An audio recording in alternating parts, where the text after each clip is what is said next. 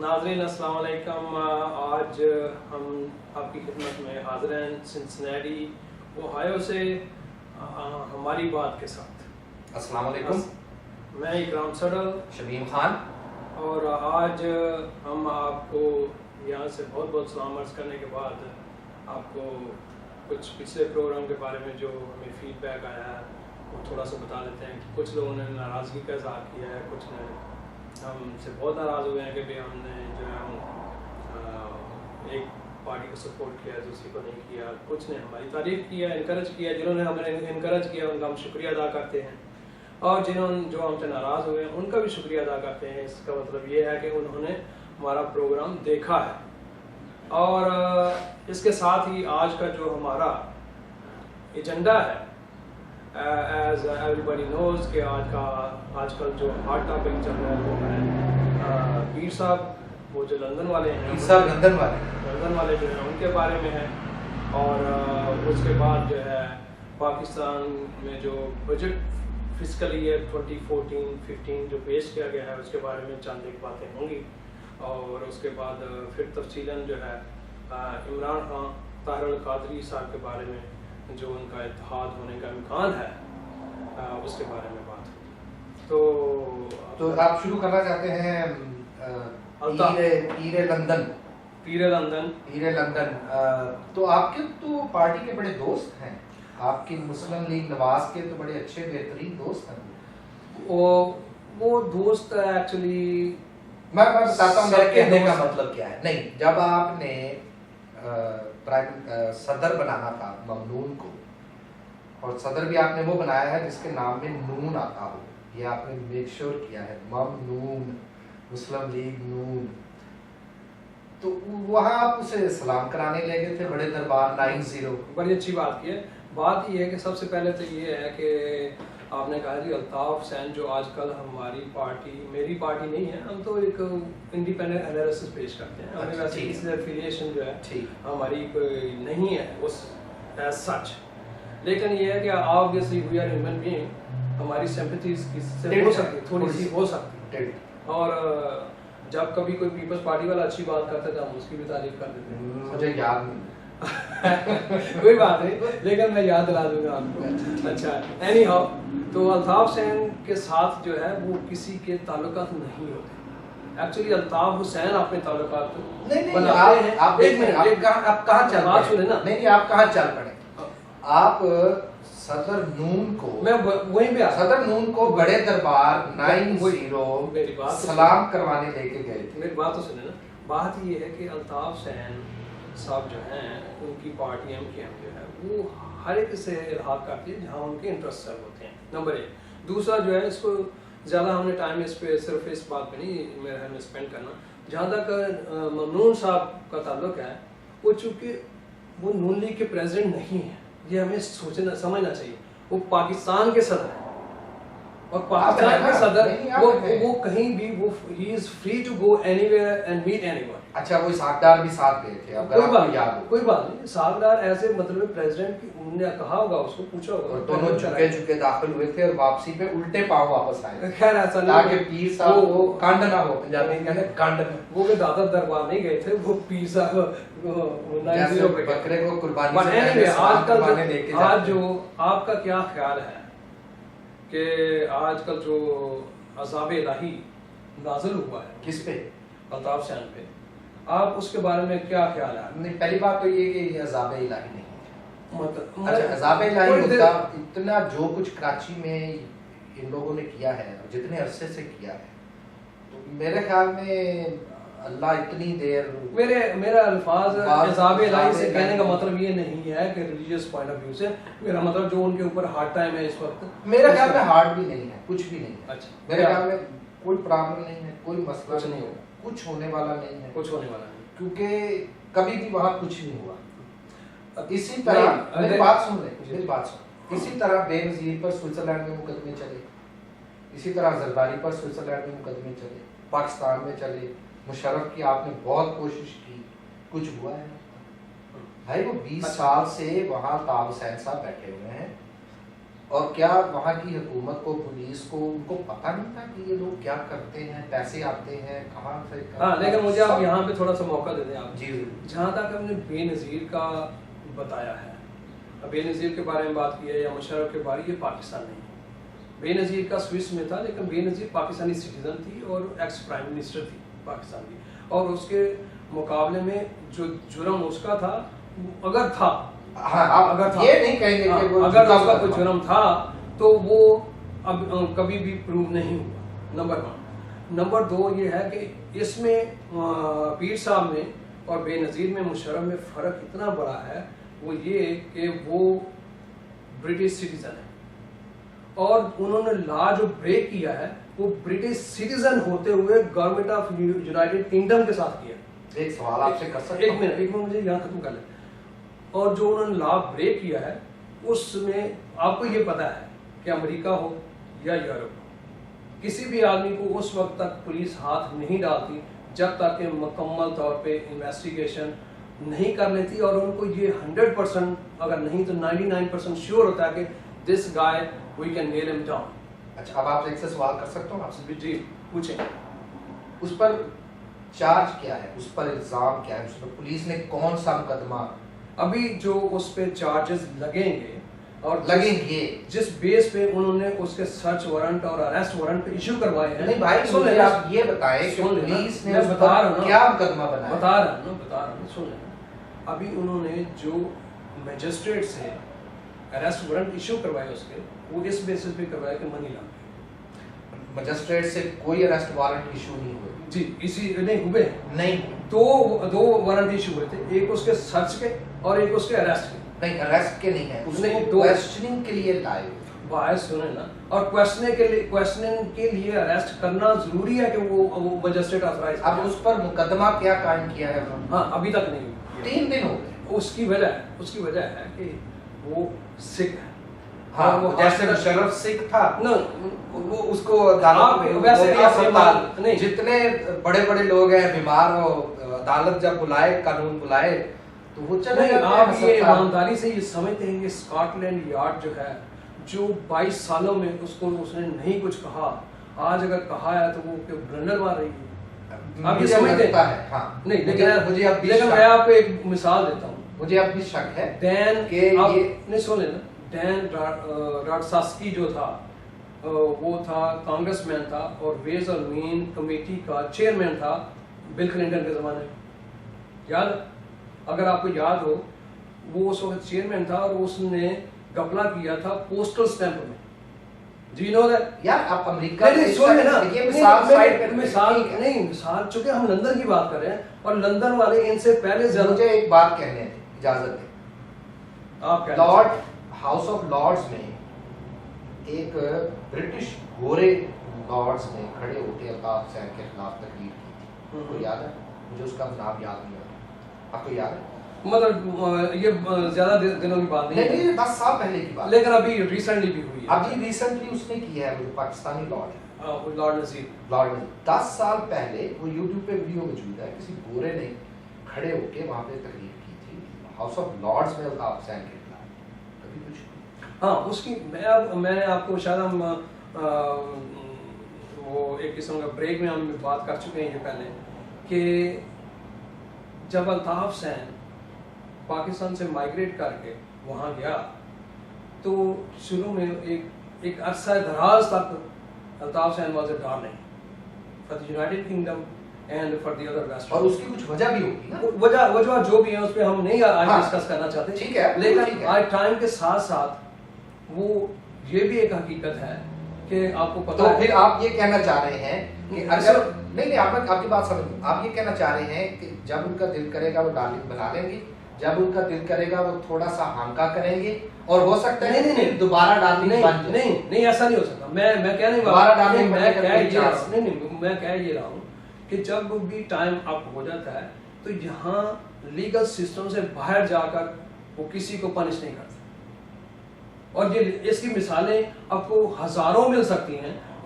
लेकिन मैं वहाँ अगर डार्लिंग दोबारा बनाना हो, नहीं अगर डार्लिंग दोबारा बनाना लेकिन वो रिप्लेस हो चुका है। बात सुने ना, अगर डार्लिंग दोबारा बनाना हो उसके खिलाफ जो भी सबूत है उनको अदालत में कमजोर करके पेश करें, उसको एक्विटल लेके दे सकते हैं वो। नहीं, मेरा नहीं ख्याल ऐसा होगा। क्यों कर, इसलिए कि अब आप फिर पता नहीं आप ऐसा गोरों को आप पता नहीं क्या नहीं, मैं इसलिए नहीं समझ, देखो जी, मैं वो डैन सस्की, क्या उसका नाम था, last name I am forgetting, कि वो बिल क्लिंटन का कांग्रेस में राइट हैंड था, और वेज और मींस का जो चेयरमैन होता है, आपको पता बहुत पावरफुल होता है, जैसे टैक्स राइटिंग कमेटी है, समझ गए ना, टैक्स राइटिंग जो कमेटी है उसका चेयरमैन, उसने जब पोस्टल स्टैम्प मतलब क्या है, 30 सेंट की उस वक्त थी या 25 सेंट की, लेकिन वो एड अप टू $1 बिलियन, और उसको 7 इयर्स की पनिशमेंट हुई, लेकिन उसकी इन्वेस्टिगेशन पे 2 साल लगे। लेकिन भाई 2 साल, मेरी बात सुने, नहीं मैं ये नहीं, सुन लेना, एक और मसला लेकिन सुन लेना मेरा, आप इस आदमी को एक अल्ताफ हुसैन के साथ कंपेयर इसलिए नहीं कर सकते, अल्ताफ हुसैन पता नहीं क्या क्या इंग्लैंड के लिए क्या क्या काम करता है, लेकिन अब उनको उसकी जरूरत नहीं है। हाँ, तो एट द सेम टाइम हो सकता है, यही तो मैं कहना चाह रहा हूँ कि अगर कल को वो जो भी उससे कह रहे हैं, या जो भी, अब मेरा मतलब मेरा तो किसी से कोई रास्ता नहीं है, हो जाए तो अच्छा है, लेकिन नहीं ऐसा है हमारे लिए नहीं, हमारे लिए अच्छा नहीं है, नहीं, अच्छा भी नहीं है हमारे लिए, हम मेहनत मजदूरी करने वाले लोग। लेकिन अगर मैं ये कहना चाह रहा हूँ, अगर हमको ये शक है कि पहले वो डार्लिंग था, और अब आप कह रहे हैं कि हमें अब ये शक है कि अब वो डार्लिंग नहीं रहा, तो मैं ये कह रहा हूँ, मुझे ये शक है कि वो दोबारा अगर डार्लिंग बनाना चाहे, लेकिन नहीं, आप वो इजीली बना सकते, लेकिन आप दो चीजों को मिक्सअप ना करें ना, इसलिए कि इस वक्त जो पोजीशन है स्कॉटलैंड यार्ड की, उन्होंने इस नुक्ता नजर से उसको अरेस्ट नहीं किया कि भाई वो डार्लिंग था या नहीं। 3 दिन हो गए हैं, उस पर मुकदमा कोई नहीं हुआ, मुकदमा नहीं हो सकता, आपको शक नहीं होता? नहीं, देखें यही तो हम, ये पाकिस्तान में और हमारे ईस्टर्न कंट्रीज जो हैं और साउथ एशिया के, उनमें ये फ़र्क है कि यहाँ ड्यू प्रोसेस को पूरा टाइम दिया जाता है। इसलिए ड्यू प्रोसेस में ये भी है कि अगर वो आदमी बीमार है, देखो उसने पूछा, यार आज तक बीमार नहीं हुआ, अचानक वो मुशर्रफ भी बीमार हो गया, मुशर्रफ को तो खैर आपको पता कि ना रोका, मुशर्रफ भी बीमार हो गया, वो भी बीमार हो गया। बात ये है कि इसको कोई गरीब आदमी कोई जुर्म कर दे वो तो नहीं बीमार होता है, लेकिन बात ये है ना कि वो बीमार हुआ और उसकी जो जहां उसने कहा वहां लेकर गए। अब बात ये है कि ये मैं आपको गारंटी से कहता हूँ कि अब जो उसके हालात हैं वो नहीं है जो पहले थे। अब अल्ताफ हुसैन जो है वो सजा से नहीं बच सकता। नहीं, मैं ना गारंटी इस बात की नहीं दे सकता, अनलेस के वो प्रूवन मतलब है कि इनोसेंट, अनलेस के वो खुद ही उसके सबूत कम कर दें। नहीं, ऐसा नहीं हो सकता, ऐसा नहीं, सब कुछ होता है दुनिया में, सब कुछ दुनिया में होता है, लेकिन जब पुलिस मैटर, जब अमेरिका हो, आपको पता है अमेरिका में एक कांग्रेसमैन था, जैक्सन उसका लास्ट नेम था, लुइसियाना का था, जिसके रेफ्रिजरेटर में से $100,000 मिला था। अरे भाई याद है ना आपको? लेकिन आप दो नहीं, सुन ले ना, कंपेयर कर रहे हैं। नहीं, इसी तरह आप एक पावरफुल यहाँ की हुकूमत में शामिल एक आदमी का जिक्र कर रहे हैं, दूसरा आप एक ऐसे आदमी का जिक्र कर रहे हैं जिससे आप बहुत बड़े बड़े काम लेते हैं दूसरे, लेकिन उसको छोड़ें, लेकिन उस वक्त जब तक, क्या रेमंड डेविस ने पाकिस्तान में रहते हुए जुर्म किया था कोई? पहले इसकी बात सुन लेना, जब तक ये आदमी कानून को अपने हाथ में से नहीं लिया था, अगर वो मर्डर ना होता, आज भी मैं कहता हूँ, अगर वो इमरान फारूक का मर्डर ना होता तो आज भी बाकी जितने मर्जी होते हैं, इमरान खान को कुछ भी नहीं है, बाकी जितने मर्जी, इमरान खान की बात आ गई, इमरान फारूक का मर्डर अगर ना होता यार, ये तो आज भी जो है, सुन लेना एक मिनट, उसके आज भी जो है इसके साथ कुछ नहीं होना था। एनीवे, नहीं, अभी कुछ नहीं हो। अभी मुझे शक है, देखिए हमें तो हम असल, जैसे आप कह रहे हैं मुझे गारंटी है कि आप नहीं बचेगा, मैं गारंटी नहीं, मैं ये कह रहा हूँ कि गारंटी है, अगर उन्होंने हाथ जो डाला है वो मेक श्योर किया है। मुझे अब भी शक है, देखें जिस दिन घर से 2 लाख पाउंड निकले, घर से 2 लाख पाउंड, वो पता नहीं वो क्यों छोड़ दिया। नहीं, मेरी बात सुनिए, मैं वही 1.5 साल कुछ नहीं कहा। ये कांग्रेसमैन जैक्सन की मैंने मिसाल इसी ली थी, इवन दो कि उन्होंने फ्रिज से $100,000 कैश निकाल लिया था, उसके बावजूद 1.5 साल तक उसको अरेस्ट नहीं किया था। आपको पता है कि उसने फिर डेट इलेक्शन से 6 महीने पहले रिजाइन किया, उसके बाद उसने अटॉर्नी जनरल ने, उसने यूएस अटॉर्नी ने उसको इंडाइट किया और जाके उसको अरेस्ट। चले, आप ये कह रहे हैं कि अब आपको ऐसा लगता है कि अल्ताफ हुसैन का टाइम अप हो गया है। मेरे ख्याल में अगर मैं ये कह रहा हूं कि मुझे थोड़ा सा इंतजार करना पड़ेगा, देखना पड़ेगा। अभी मुझे लगता है कि अभी उसका वक्त बहुत अच्छा चल रहा है, सबसे अच्छे 5 लेकिन स्टार। इसके बावजूद हमें एक और बात ये करनी चाहिए, MQM वाले भाइयों के साथ जहाँ उनको दुख है उसमें इमरान खान भी शरीक है, उनके दुख दर्द में सारी कौम हमारी जो है लीडरान भी शरीक है। दुख किस चीज का? वो कहते हैं कि उनके ऊपर हार्ड टाइम है तो लिहाजा उनका जो हमदर्दी करनी चाहिए। लेकिन मैं एक बात जो है उनको कहूँगा कि इस वक्त MQM के पास टाइम है वो ये प्रूव करे कि वो एक मेन स्ट्रीम की पार्टी है और कराची के हालात को जो है बेहतरीन तरीके से उनको चलने दें, और वो जहाँ सिटी आज भी बंद रहा है तीसरे दिन वो खुलना चाहिए और उसको नॉर्मलाइजेशन होनी चाहिए और लोगों को काम करने देना चाहिए। ये उनका एक वक्त है कि अपने आप को प्रूव करें कि वो एक अच्छे शहरी। देखिए, अब पहले अल्ताफ हुसैन की बात थी, अब आ गई MQM की बात। MQM के बारे में मेरी ये राय है कि कुछ लोग कह रहे हैं कि अगर अल्ताफ हुसैन नहीं रहते इन पिक्चर तो फिर MQM भी नहीं रहेगी। कुछ लोग ये कह रहे हैं। अच्छा, अगर MQM नहीं रहती तो जाने से पहले वो शोर बहुत करके जाएंगे। नहीं वो देखिए कि पॉसिबिलिटी है, अगर पार्टी टूटती है तो बहुत ज्यादा, उसमें ज्यादातर चांस ये है कि वो आपस में लड़ाई करें, आपस में करें या कुछ भी हो, वो ऑब्वियसली कोलैटरल डैमेज उसके साथ होगा। कराची बहुत उसके साथ कोलैटरल डैमेज होगा, लेकिन कराची बहुत खराब होगा। तो बेहतर तो ये है कि वो कुछ सेकंड इन कमांड जो है वो आदमी बना ले। नहीं, वो नहीं बना ले, अल्ताफ हुसैन खुद ही ऐलान कर दे। आप तो उसको ऐलान करना तो बहुत पहले चाहिए था। नहीं, अभी कल कर दे, अभी कर दे, कल कर दे। उसको सेकंड कमांड जो है ये मेरा बंदा है और उसको वो ऐलान कर देंगे जी मैं किताब लिखने जा रहा हूँ जरा। ये पाकिस्तान के लिए अच्छा होगा और मुल्क के लिए भी मैं जा रहा हूँ जरा किताब लिखने, जिसका मुझे शक है कि होगा नहीं। लेकिन आप ये है कि आप किताब आपने लिखी, आपको मजीद हो सकता है कि वो 2 दिन बाद मूव ऑन करते हैं थोड़ा सा जी ठीक अगले टॉपिक की तरफ कि भाई अच्छा एक तो कुछ वैसे मुझे थोड़ा सा इतराज, हमारे मीडिया वाले जो इतने एमेच्योर क्यों हैं।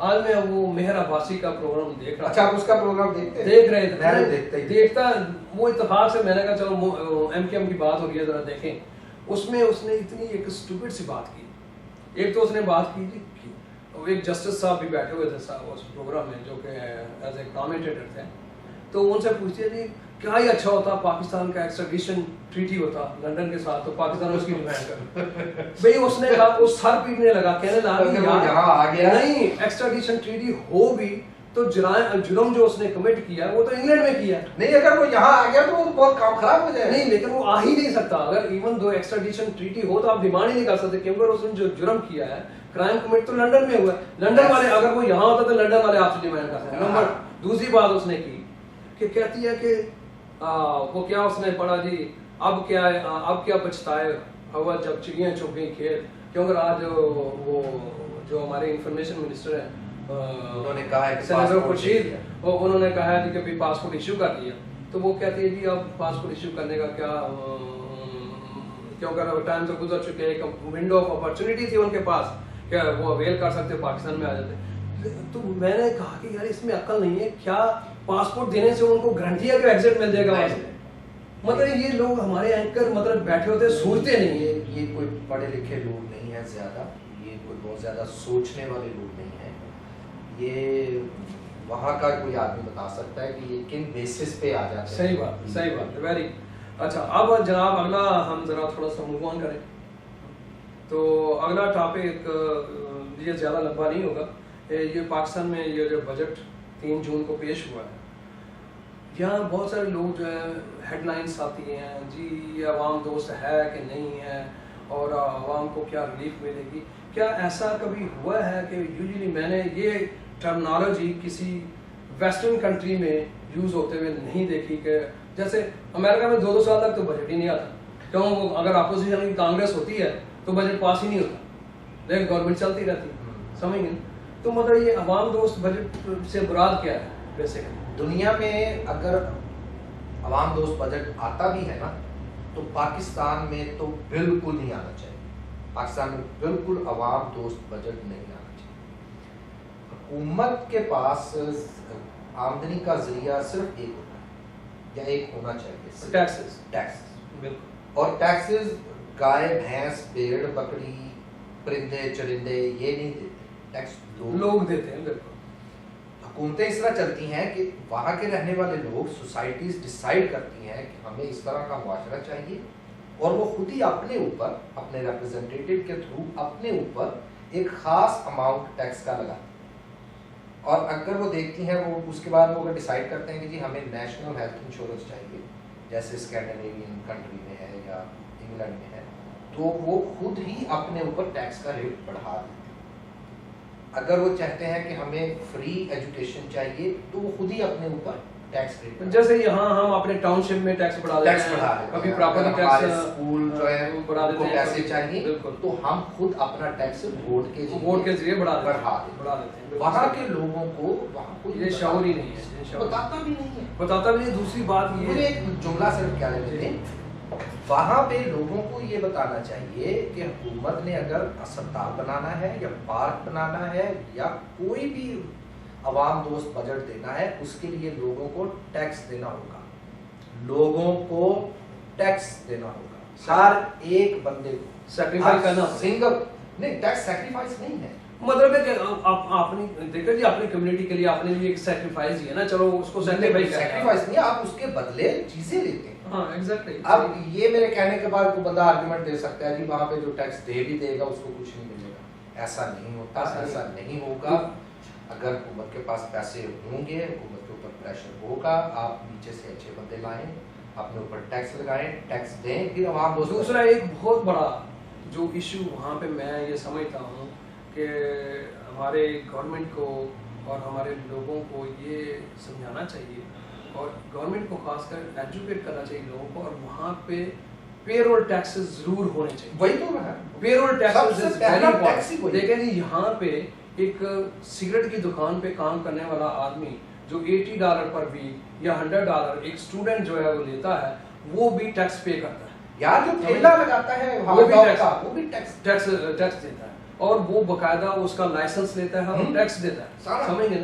और यहाँ पे भी हमारी तो ये सजेशन है गवर्नमेंट ऑफ पाकिस्तान को कि वहाँ पे ए से लेकर जी तक हर वो आदमी जो कि $200 लेता है या $1 भी कमाता है, उसका पेरोल बनना चाहिए, और उसमें पेरोल टैक्सेस होने चाहिए, और गवर्नमेंट की आमदनी खुद ही बढ़ेगी और लोगों को सहूलतें भी उसमें मिलेंगी, और उसमें आवाम दोस्त भी। और दूसरी बातें जो बड़ी होती हैं जी, महंगाई बढ़ गई, और महंगाई गवर्नमेंट, हालांकि मेरा अपना ख्याल ये है कि कोई गवर्नमेंट में जब फ्री मार्केट इकानमी होती है तो उसमें महंगाई कंट्रोल जो है वो सिर्फ कंपटीशन से हो सकता है, वैसे महंगाई जो है कंट्रोल नहीं, कंपटीशन से या एक्स्ट्रा ग्रोथ जो होती है तो मेरा ख्याल है कि भाई ये चीजें जो हमें ज़हन में रखनी चाहिए। लोगों को टैक्स देना पड़ेगा, और प्रोपेगेंडा जो है ये नहीं होना चाहिए कि जी महंगाई हो गई इतने %। महंगाई का हुकूमत से कोई ताल्लुक नहीं होता। आज देखे ना, आज से 4 महीने पहले हमारे यहाँ $80 का बैरल जो है मिल रहा था ऑयल जो है, आज जो है 117 का आ रहा है, और $125 का बैरल आ रहा है। अब हुकूमत का इससे क्या ताल्लुक? गैस जो है 299 की गैलन बिक रही थी, आज तो $4 की गैलन बिक रही है। हुकूमत का जिन चीजों में हाथ है ना, हुकूमत को उसमें से भी हाथ निकाल लेना। हमारे लोगों को, हमारे मीडिया वालों को, लोगों को एजुकेट करना चाहिए। हम तो बहुत दूर बैठे हुए हैं, लेकिन हमारी ये कोशिश है कि लोगों को बताया जाए कि ये हुकूमत का इसमें कसूर नहीं होता। ये मार्केट इकानमी जहाँ भी होगी वहाँ कंपटीशन से प्राइसेस कम हो सकती हैं या ग्रोथ से हो सकती हैं, लेकिन वैसे नहीं हो सकती, और ये वक्त के साथ साथ बढ़ती भी रहती है। हुकूमत ज्यादा से ज्यादा ये कर सकती है कि कुछ चीजों पे, फूड पे सब्सिडी दे सकती है, और जो जखीरा अंदोज हैं उनके खिलाफ कार्रवाई कर सकती है। इससे ज्यादा वो ये नहीं कह सकती। एक किसान को जाके कहे कि तुम्हारा आलू इतने का बेचो, उसका पता नहीं कितना खर्चा है आलू पे, साथ वाला काश्तकार सस्ता बेचता है, उसको भी सस्ता बेचना पड़ेगा। लो जी, शमीम साहब, मैं अब आपके फेवरेट टॉपिक की तरफ, इमरान खान और मौलाना ताहिरुल कादरी।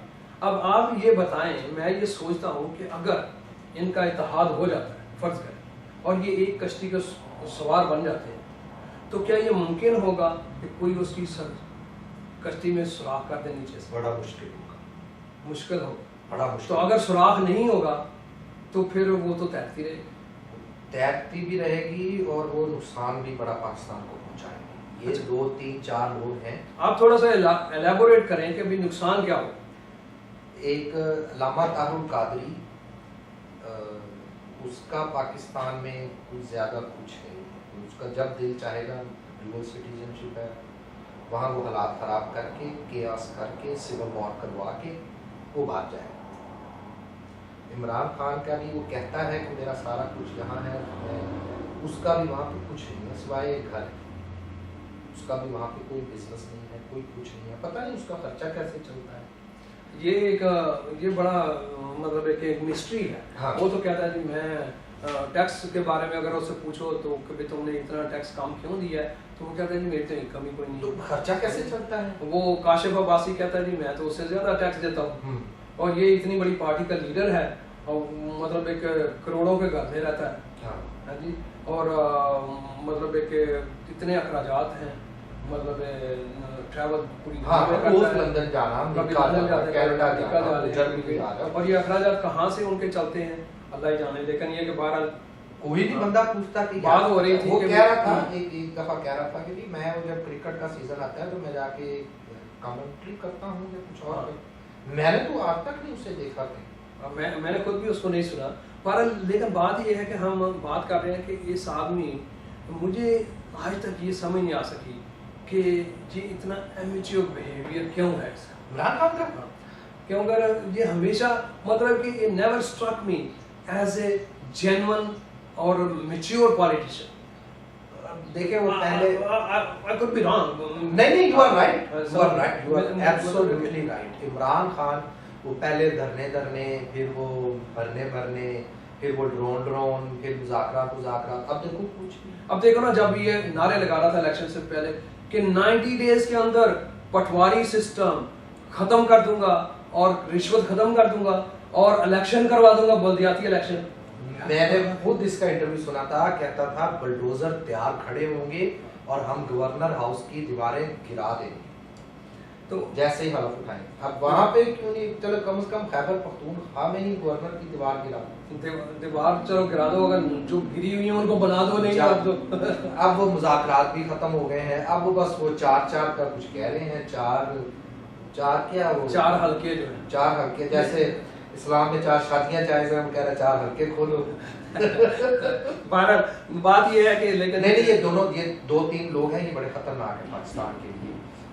इमरान खान, ये ताहुल कादरी, चौधरी बरादरान भी, लेकिन वो कुछ कर नहीं सकते, लेकिन वो तो चलती हुई कश्ती के ऊपर सवार तो हो सकते हैं। और अगर इस कश्ती में एमक्यूएम आ गई तो कश्ती का बहुत, लेकिन एमक्यूएम अगर आए भी तो वो तो बड़ी वो शुरू अभी नहीं आ सकता, अभी पता नहीं। अब ऐसे हालात में वो अभी एमक्यूएम जिस क्राइसिस का शिकार है, अगर इससे निकल आए तो बड़ी बात होगी, समझिए।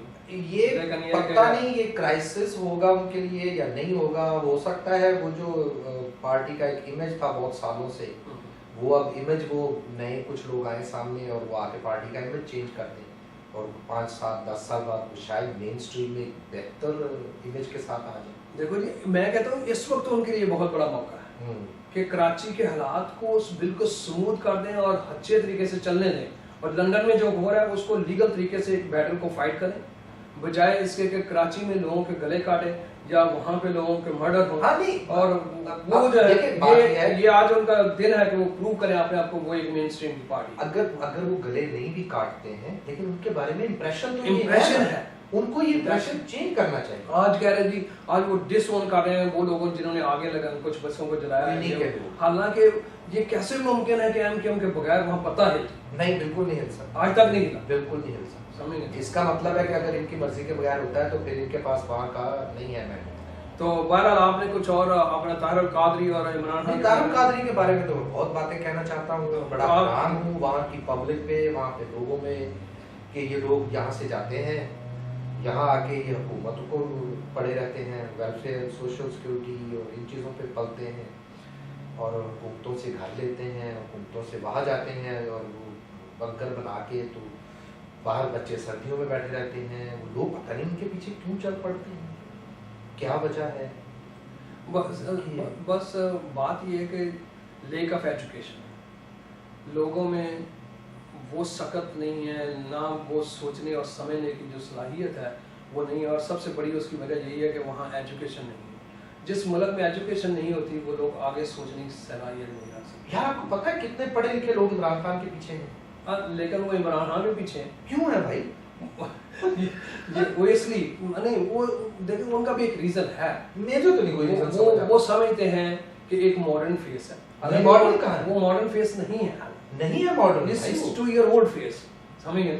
और वो मॉडर्न उनका नजरिया भी मॉडर्न नहीं, नजरिया भी मॉडर्न नहीं, वो तो बल्कि तालिबान के साथ ही वो ऑर्थोडॉक्स टाइप के उसका नजरिया जो है, पार्टी का जो मंशूर है, वो कोई लिबरल मंशूर नहीं है। That's very right. They are nowhere close near ANP या MQM या People's Party। लेकिन मैं ये समझता हूँ कि somehow उसका जो इमेज है वो एक चूंकि सेलिब्रिटी रह चुका है एज ए क्रिकेटर। नहीं, वो पता क्या पाकिस्तान की वजह से लोग जो है पाकिस्तान में वो तस्वीर नहीं, उसकी वजह से उसके पीछे पाकिस्तान में लोग किसी को पैंट कोट में देख लेते हैं ना तस्वीर उसकी, तो वो यही समझते हैं कि ये मॉडर्न है। नहीं, दूसरा बाकी अपने जवानी में बड़ा मॉडर्न, वो तो खैर सबको पता है बड़ा मॉडर्न है। अब वो तो कैलिफोर्निया कोर्ट का एक ऑर्डर भी है, और अब वो शुरू करते हैं जब भी बताया गया है कि भाई वो कितना मॉडर्न है। अब जब भी वो तकरीर या अफसोस ये है कि वो उस चीज को जो है लोग जो है भूल जाते हैं। हमारे यहाँ भूलने की तो बड़ी आदत है लोगों को।